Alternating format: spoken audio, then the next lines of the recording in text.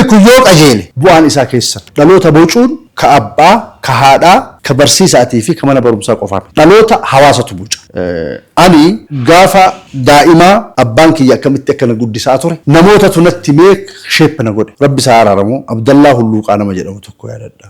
Ati bar akka diin kaddamtu abbaan kee barbaada.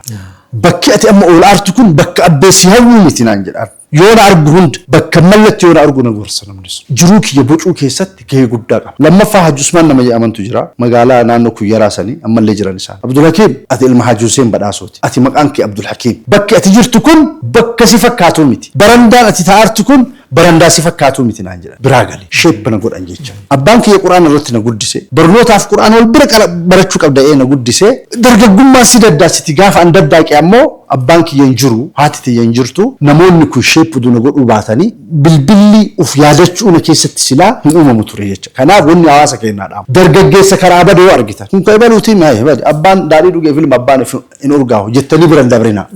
Gorsa ilmi kun yoo qajeele bu'aan isaa keessa yoo jallate dhibeen isaa dhibee keessa ijoollee keessanitti laba fe'aa isinitti jechuun ni barbaada. Kun dhaamsa hawaasa kennaati. Nama tokko yoo dogoggore yoo jallate hamachuun abdii irraa kutanii achi gatuun waan hawaasa keessa kenna keessatti mul'atuuf kun dhaamsa hawaasa badhaati.